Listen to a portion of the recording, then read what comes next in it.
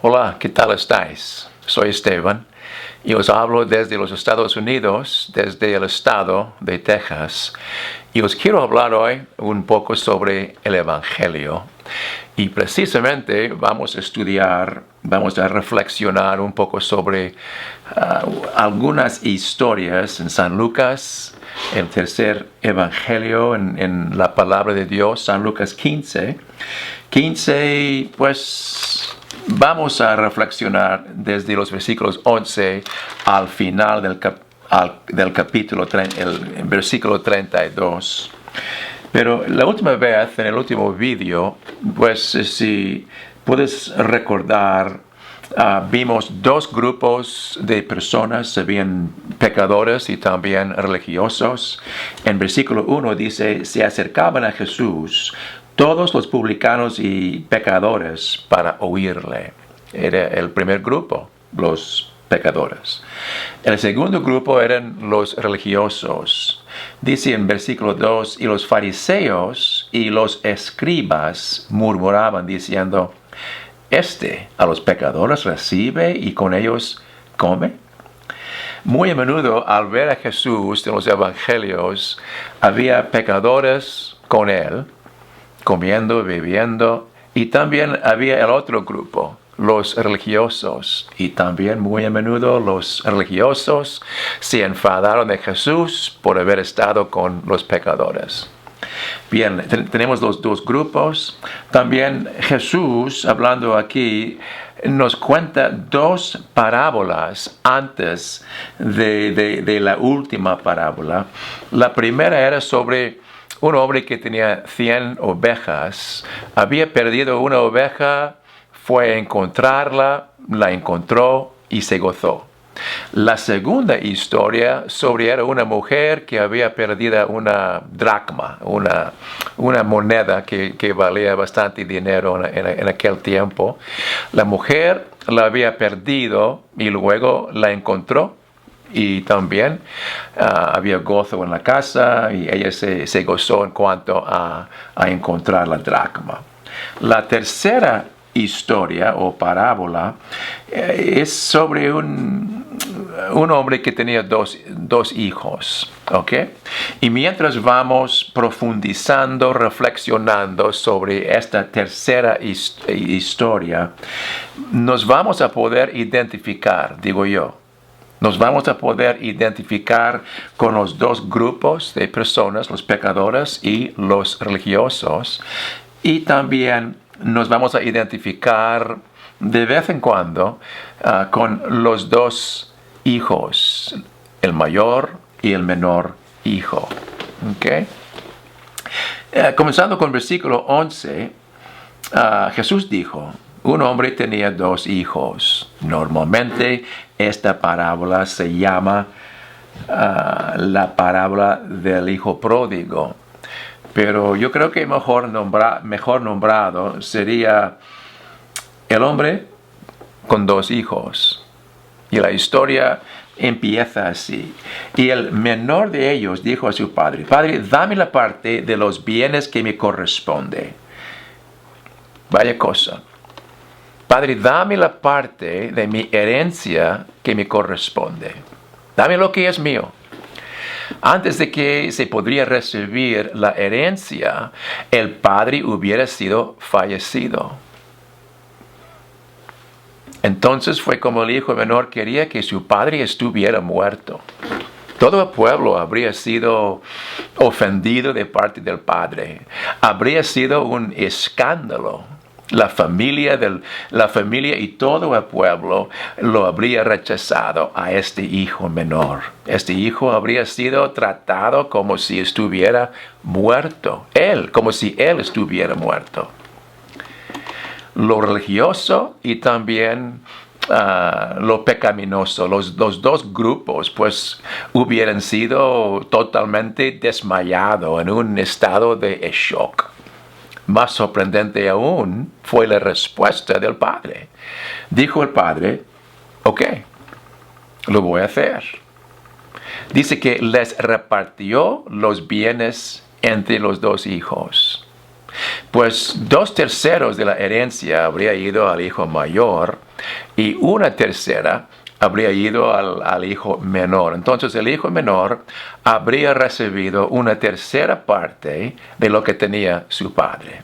Ahora, Dios es como este padre en la historia, digo yo.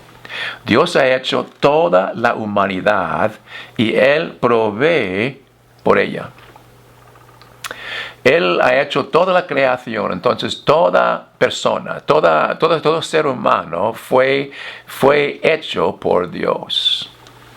No quiere decir que toda la humanidad sea salva. Jesús mismo dijo, nadie viene al Padre sino por mí.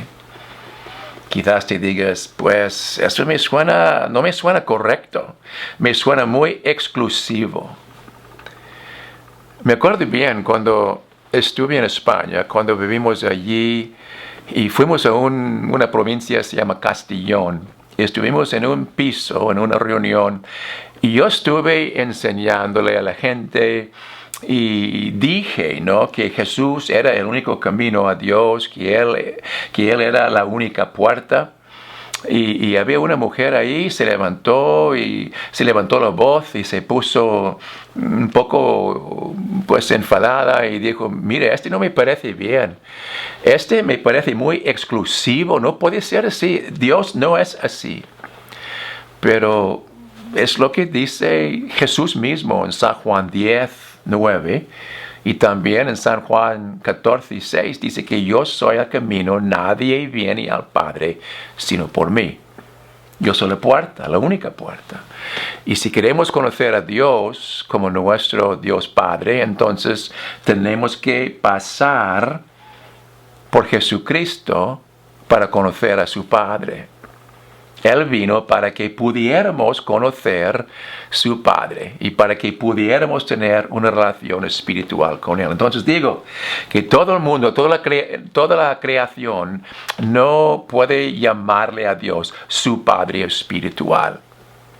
Pero primero hay que conocer a Dios por haber conocido a su Hijo Jesucristo. Pero hay algo, lo que se llama la gracia común. La gracia común. ¿Qué es la gracia común? Dios hizo toda la humanidad y Él ha dado dones y talentos a todos los creyentes y también a los no creyentes. La mayoría los toma y vive gastando todo lo que ha recibido en sí mismo. La Biblia dice, Dios ha causado que salga el sol sobre los malos y los buenos, y que la lluvia se caiga también sobre los justos y los injustos. Se encuentra este pensamiento en San Mateo 5:45. Lo puedes leer aparte, ¿no?, de este vídeo. La palabra pródigo es interesante también. Siempre, normalmente en tu Biblia dice aquí parábola del hijo pródigo, y pensamos de un chaval que ha vivido una vida pecaminosa, que él fue derrochando su herencia, gastando dinero en lo que quiera, en lo que le diera la gana, ¿no? Pero fíjate, la palabra pródigo lo que quiere decir es generoso, dadivoso, extravagante. También dice que quiere decir derrochador, uno que gasta lo que tienes sin pensar en las consecuencias. Digo yo que el padre aquí, en esta historia, él era el pródigo.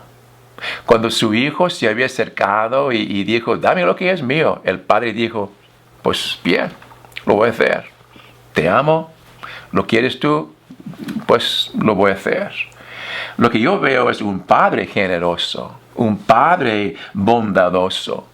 Y digo yo que este padre representa a nuestro Dios Padre. Pero mira el padre, en vez de levantar un coraje o enfadarse, él les repartió los bienes. Así es nuestro Dios Padre. Al fin de la historia veremos la generosidad del Padre en una gran manera. Ahora, el hijo menor se había marchado con su dinero, y había llegado a un pueblo con mucho dinero, disfrutando la vida buena, gastando dinero en lo que quisiera, ¿no? Y según lo que dice el texto más adelante, dice que él fue a gastar su dinero con prostitutas, en bebida, comida, en fiestas, y después, un poco de tiempo, pues se había acabado toda su herencia, todo su dinero. Y pues hay algunos que dicen, pues yo también he bebido y he ahorrado mis bienes y mi dinero y hasta que tenga de sobra. Pero resulta que aún están gastando lo que han ganado en sí mismos. Me explico, el tiempo, el talento, la energía emocional y espiritual, el dinero, egoístamente. Quizás tú digas, pues, pero yo también he tenido dinero, pero lo he ahorrado. Pero resulta que vas gastando tu dinero egoístamente, ¿no? Quiero que veamos un versículo, el versículo 17. Y dice este versículo, y volviendo en sí, dijo, se refiere al hijo menor, ¿no? Y volviendo en sí, dijo, ¿cuántos jornaleros en casa de mi padre tienen abundancia de pan? Y yo aquí perezco de hambre. Me levantaré e iré a mi padre y le diré, etcétera, etcétera. Pero lo que quiero que veamos aquí es que él había recibido una revelación de la generosidad de su padre. Y como su padre cuidaba hasta los siervos, sus siervos tenían abundancia, dice, de pan. Sus siervos. Y él estuvo ahí sin poder encontrar pan a cualquier lado. La revelación no fue tanto sobre su estado pecaminoso, pero fue más sobre la bondad de su padre. Recordando que su padre no solamente tenía abundancia, pero que también él era bondadoso y generoso. Ahora, en versículo 18, me levantaré, dice, e iré a mi padre, y le diré, Padre, he pecado contra el cielo y contra ti. Ya no soy digno de ser llamado tu hijo. Hazme como a uno de tus jornaleros. Y levantándose, vino a su padre, y cuando aún estaba lejos, lo vio su padre y fue movido a misericordia, y corrió y se echó sobre su cuello y le besó. Ahora, él comienza a enfocar en sí mismo. Al pensar sobre lo que le iba a decir a su padre y tal y cual, comenzó a enfocar en sí mismo, comenzó a enfocar en lo que debería hacer para que pudiera ser aceptado por su padre. Nosotros también hacemos esto en cuanto a nuestra relación con el Dios Padre. No sé de ti, pero me identifico con este hijo menor en cuanto a esto. Durante años me sentía justo en cuanto a hacer una comparación entre este hijo menor y yo. Y ahora a estudiar y a reflexionar sobre la historia, sobre el hijo menor, comienzo a identificarme con él en cuanto a cosas que debería hacer para que el Dios Padre me ame más, para que Él me bendiga más, para que Él me dé su favor, etcétera, etcétera.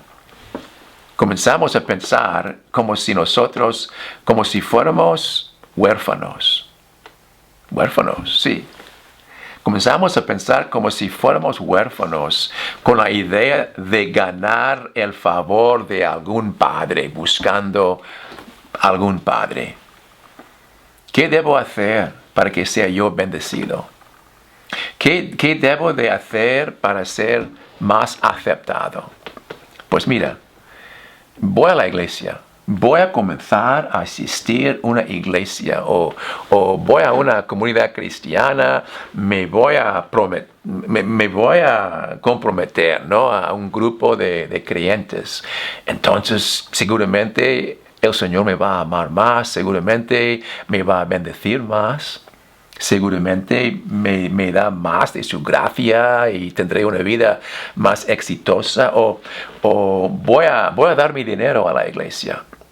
Seguramente Dios me va a bendecir si voy dando mi dinero. Hasta mi diezmo voy a dar la 10ª parte de todo de mis ganancias. Seguramente Dios me va a bendecir. Me va a amar como nunca jamás. Él estará bien contento conmigo, tan contento que me contestará cuando le oro. O ayunar. Voy a ayunar 2 días a la semana, como dice en los evangelios. Los religiosos antes ayunaron 2 días a la semana. Seguramente Dios me amará un montón si hago estas cosas. Voy a leer la Biblia, voy a estudiar, voy a profundizar pensamientos en la palabra de Dios, hasta que, voy a testificar de mi fe y seguramente Dios me amará más y me dará tales cosas, ¿no? Pues yo me identifico con este hijo menor, pensando así, pero no somos huérfanos. Este es como piensa un huérfano, buscando un padre, y cuando por fin encuentra un padre, quiere hacer cosas para que reciba el amor de su padre. Pero nosotros no somos huérfanos. En Juan 14:18, el Señor Jesús dice: no os dejaré huérfanos. Y el Padre enviaré el Espíritu en mi lugar. El Espíritu ahora vive en nosotros. Jesús está a la diestra de su Padre, pero según lo que Él dijo y según lo que yo he experimentado también, Él ha dejado el Espíritu Santo en su lugar. Y cuando me entrego al Señor, cuando me arrepiento, me entrego al Señor, acepto a Jesús por mi Señor, Dios pone su Espíritu en mi corazón, en mi alma, y este Espíritu me guía y me da el testimonio de que yo soy hijo de Dios. Es el Espíritu que nos da este testimonio, que soy hijo de Dios, soy hija de Dios, no soy huérfano, no somos huérfanos y no debemos de pensar como este hijo menor. Voy a continuar leyendo 18 al 24. Me levantaré y iré a mi padre y le diré: Padre, he pecado contra el cielo y contra ti. Y ya no soy digno de ser llamado tu hijo. Hazme como a uno de tus jornaleros. Y levantándose, vino a su padre, y cuando aún estaba lejos, lo vio su padre, y fue movido a misericordia, y corrió y se echó sobre su cuello y le besó. Y el hijo le dijo: Padre, he pecado contra el cielo y contra ti, y ya no soy digno de ser llamado tu hijo. Pero el padre dijo a sus siervos: Sacad el mejor vestido y vestidle, y poned un anillo en su mano, calzado en sus pies, y traed el becerro gordo y matadlo, y comamos y hagamos fiesta, porque este mi hijo muerto era y ha revivido, se había perdido y es hallado. Y comenzaron a regocijarse. En versículo 20 dice que el padre corrió. Esa es una cosa curiosa, porque ahora un anciano en aquellos días nunca jamás habría corrido. No. Nunca jamás habría corrido. Para correr, habría tenido que levantar su ropa, su vestidura, mostrando sus piernas, y era algo vergonzoso, era algo contra cultura. Habría sido algo, pues, como dije, bastante vergonzoso. Entonces el hijo menor vio a su padre humillándose, corriendo hacia él. antes de que el hijo pudiera decirle que lo que habría preparado, el padre comenzó a besarle, bendecirle, mostrarle amor, ignoró las palabras de su hijo y comenzó a llamar a sus siervos para que hicieran las preparaciones. Como las parábolas anteriores, algo había perdido, encontrado, y ahora había gozo en la casa. Mira, lo que Dios ha requerido, tú no lo pudiste hacer. Cristo vino y Él lo hizo por ti. Este es el Evangelio. La gracia de Dios, la gracia de nuestro Dios Padre, es tu única esperanza. Igual que aquí con el hijo menor. La gracia de Dios es tu única esperanza. Exactamente aquí, en cuanto a este hijo menor, al ver su padre corrió hacia él. Yo veo que el padre representa el Dios Padre. Y este hijo menor me representa a mí muy a menudo. Voy a concluir esta enseñanza con el mismo versículo que leí en el video anterior. Se encuentra en 2 de Corintios 5, 21, donde dice: al que no conoció pecado, le hizo pecado por nosotros, para que nosotros fuéramos hechos justicia de Dios en él. Cristo vino, Él hizo por mí. Él hizo lo que yo no pude hacer. Hizo por mí lo que yo no pude hacer y Él tomó mi pecado sobre Él y me dio a mí su justicia. Y ahora cuando el Padre Celestial, cuando me ve a su Hijo Jesucristo, la justicia de su Hijo Jesucristo. Este es el Evangelio. Y quizás te digas a ti mismo, pues me parece increíble. Pues resulta que el Evangelio es increíble. Y si has escuchado un mensaje que no ha sido increíble, no has escuchado el Evangelio, porque es increíble. La gracia, la bondad, la generosidad de nuestro Dios Padre. Este es el Evangelio. Oremos. Padre, gracias te doy por este mensaje, por tu amor y bondad. Enséñanos, por favor. En el nombre de Jesús te lo pedimos. Amén.